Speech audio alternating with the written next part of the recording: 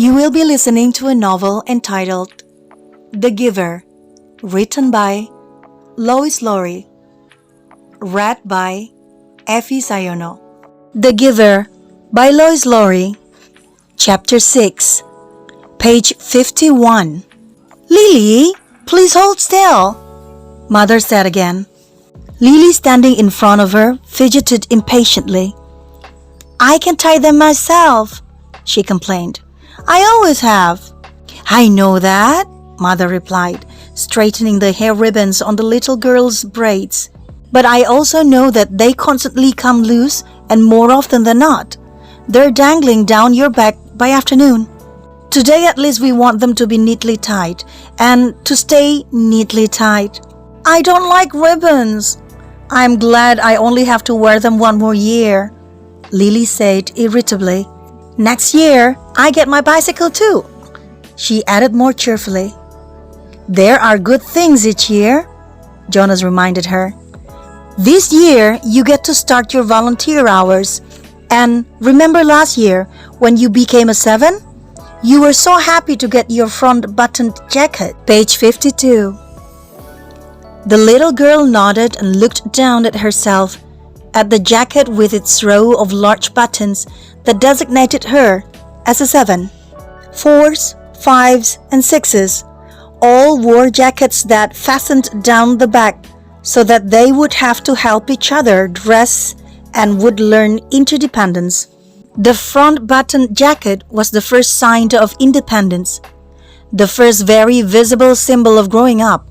The bicycle, at 9, would be the powerful emblem of moving gradually out into the community, away from the protective family unit.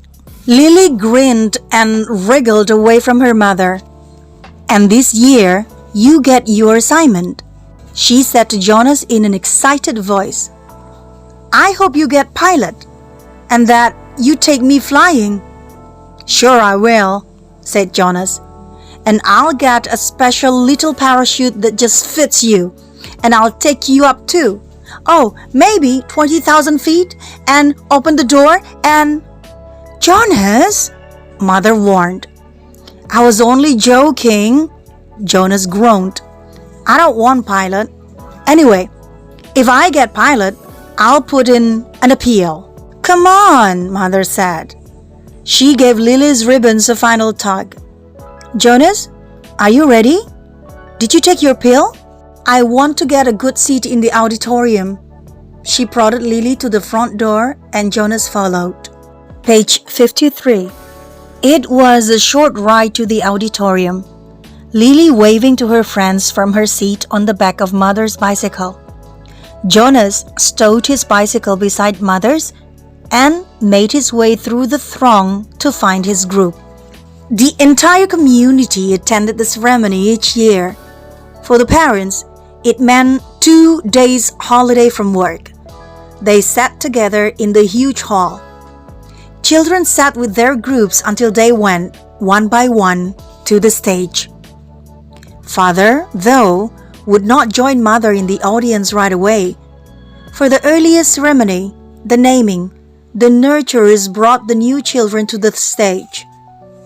Jonas, from his place in the balcony with the 11s, searched the auditorium for a glimpse of Father. It wasn't at all hard to spot the nurturers section at the front. Coming from it were the wails and howls of the new children who sat squirming on the nurturers' laps. At every other public ceremony, the audience was silent and attentive. But once a year, they all smiled indulgently at the commotion from the little ones waiting to receive their names and families. Jonas finally caught his father's eye and waved. Father grinned and waved back, then held up the hand of the new child on his lap, making it wave too. Page 54. It wasn't Gabriel. Gabe was back at the nurturing center today, being cared for by the night crew. He had been given an unusual and special reprieve from the committee and granted an additional year of nurturing before his naming and placement. Father had gone before the committee with a plea on behalf of Gabriel, who had not yet gained the weight appropriate to these days of life, nor begun to sleep soundly enough at night to be placed with his family unit. Normally, such a new child would be labeled inadequate and released from the community. Instead, as a result of father's plea, Gabriel had been labeled uncertain and given the additional year. He would continue to be nurtured at the center and would spend his nights with Jonas's family unit. Each family member, including Lily, had been required to sign a pledge that they would not become attached to this little temporary guest and that they would relinquish him without protest or appeal when he was assigned to his own family unit at next year's ceremony. At least, Jonas thought, after Gabriel was placed next year, they would still see him often because he would be part of the community. If he were released, they would not see him again, ever. Those who were released, even as new children, were sent elsewhere and never returned to the community. Page 55. Father had not had to release a single new child this year, so Gabriel would have represented a real failure and sadness. Even Jonas, though he didn't hover over the little one the way Lily and his father did, was glad that Gabe had not been released. The first ceremony began right on time, and Jonas watched as one after another each new child was given a name and handed by the nurturers to its new family unit. For some, it was a first child, but many came to the stage accompanied by another child beaming with pride to receive a little brother or sister, the way Jonas had when he was about to be 5. Asher poked Jonas's arm. "Remember when we got Philippa?" he asked in a loud whisper. Jonas nodded. It had only been last year. Asher's parents had waited quite a long time before applying for a second child. Maybe, Jonas suspected, they had been so exhausted by Asher's lively foolishness that they had needed a little time. 2 of their group, Fiona and another female named Thea, were missing temporarily, waiting with their parents to receive new children. But it was rare that there was such an age gap between children in a family unit. When her family ceremony was completed, Fiona took the seat that had been saved for her in the row ahead of Asher and Jonas. Page 56. She turned and whispered to them, "He's cute, but I don't like his name very much." She made a face and giggled. Fiona's new brother had been named Bruno. It wasn't a great name, Jonas thought, like Gabriel, for example, but it was okay. The audience applause, which was enthusiastic at each naming, rose in an exuberant swell when one parental pair, glowing with pride, took a male new child and heard him named Caleb.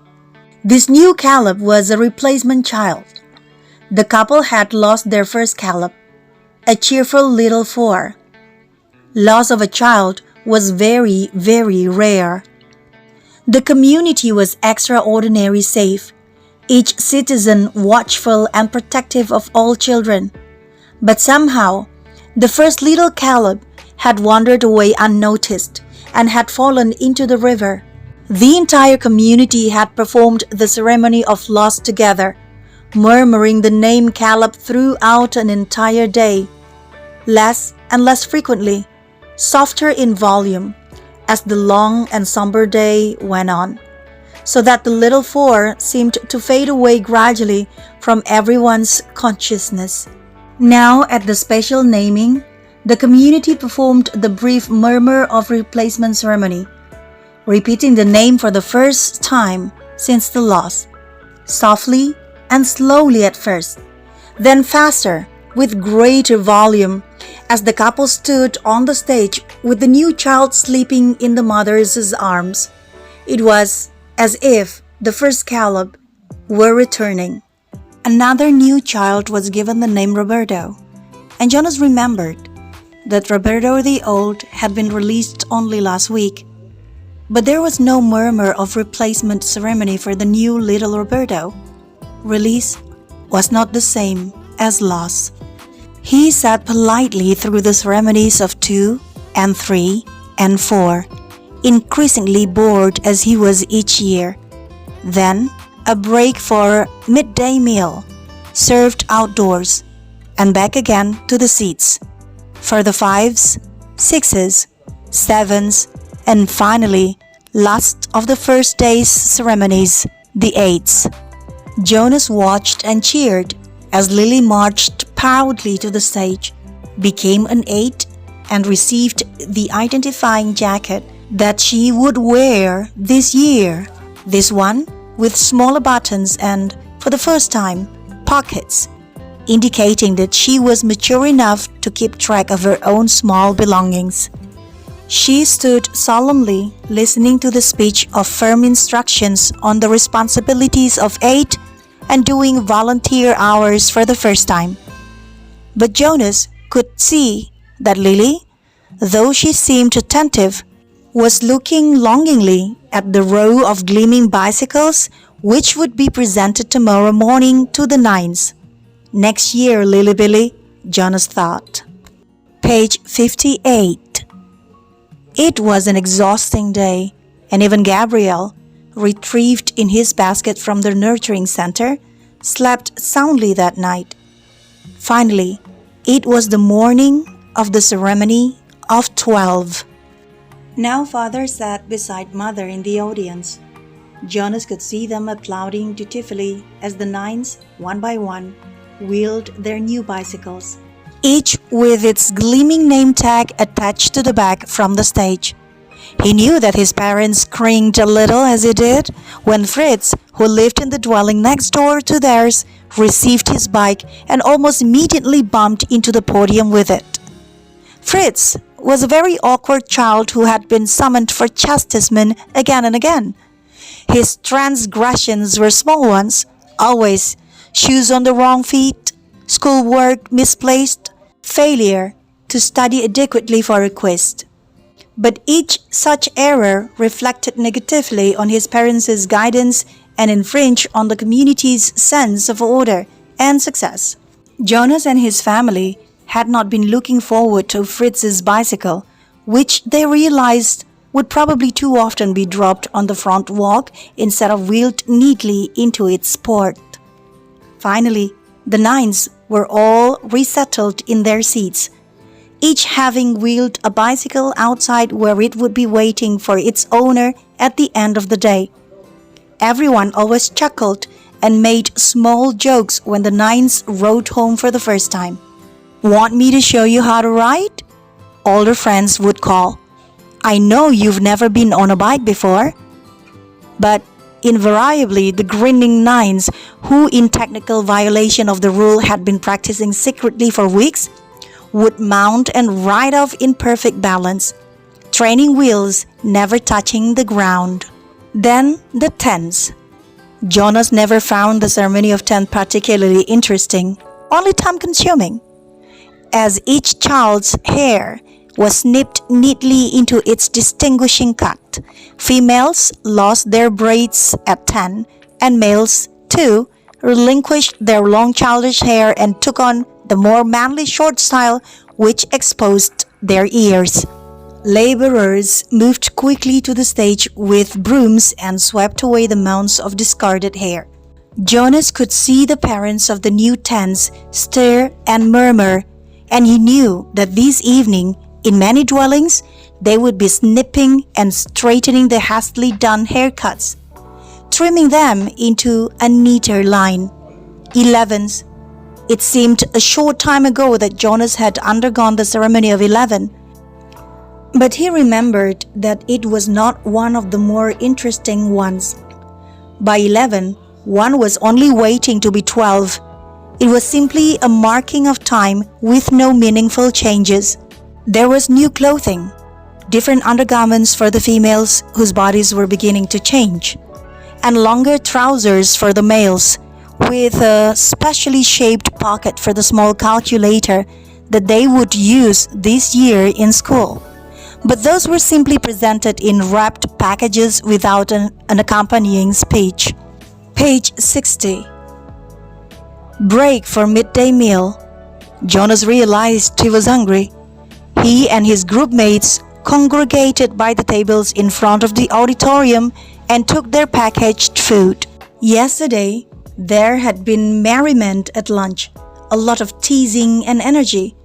But today, the group stood anxiously, separate from the other children. Jonas watched the new nines gravitate toward their waiting bicycles, each one admiring his or her name tag. He saw the tens stroking their new shortened hair, the females shaking their heads to feel the unaccustomed lightness without the heavy braids they had worn so long. I heard about a guy who was absolutely certain he was going to be assigned engineer, Asher muttered as they ate. And instead, they gave him sanitation laborer. He went out the next day, jumped into the river, swam across, and joined the next community he came to. Nobody ever saw him again. Jonas laughed. Somebody made that story up, Ash, he said. My father said he heard that story when he was 12. But Asher wasn't reassured. He was eyeing the river where it was visible behind the auditorium. I can't even swim very well, he said. Page 61. My swimming instructor said that I don't have the right boyishness or something.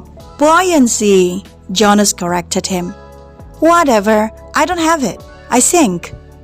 Anyway, Jonas pointed out, have you ever once known of anyone, really known for sure, Asher, not just heard a story about it, who joined another community? No, Asher admitted reluctantly. But you can. It says so in the rules. If you don't fit in, you can apply for elsewhere and be released. My mother says that once, about 10 years ago. Someone applied and was gone the next day. Then he chuckled. She told me that because I was driving her crazy. She threatened to apply for elsewhere. She was joking. I know, but it was true. What she said, that someone did that once. She said that it was really true. Here, today, and gone tomorrow. Never seen again. Not even a ceremony of release. Jonas shrugged. It didn't worry him. How could someone not fit in? The community was so meticulously ordered, the choices so carefully made. Even the matching of spouses was given such weighty consideration that sometimes an adult who applied to receive a spouse waited months or even years before a match was approved and announced. All of the factors, disposition, energy level, intelligence, and interests had to correspond and to interact perfectly. Jonas's mother, for example, had a higher intelligence than his father, but his father had a calmer dispositions. They balanced each other. Their match, which like all matches had been monitored by the committee of elders for 3 years before they could apply for children, had always been a successful one. Like the matching of spouses and the naming of placement of new children, the assignments were scrupulously thought through by the committee of elders. He was certain that his assignment, whatever it was to be, and Asher's too, would be the right one for them. He only wished that the midday break would conclude, that the audience would re-enter the auditorium, and the suspense would end. As if in answer to his unspoken wish, the signal came and the crowd began to move towards the door. That's the end of Chapter 6. You have been listening to a novel called The Giver, written by Lois Lowry. Chapter 6, pages 51 until 62. Thank you for listening to my reading tonight. Today is Wednesday, May 25th, 2022. I am Evi Sayono. See you next time in Chapter 7. Goodbye. Have a nice rest.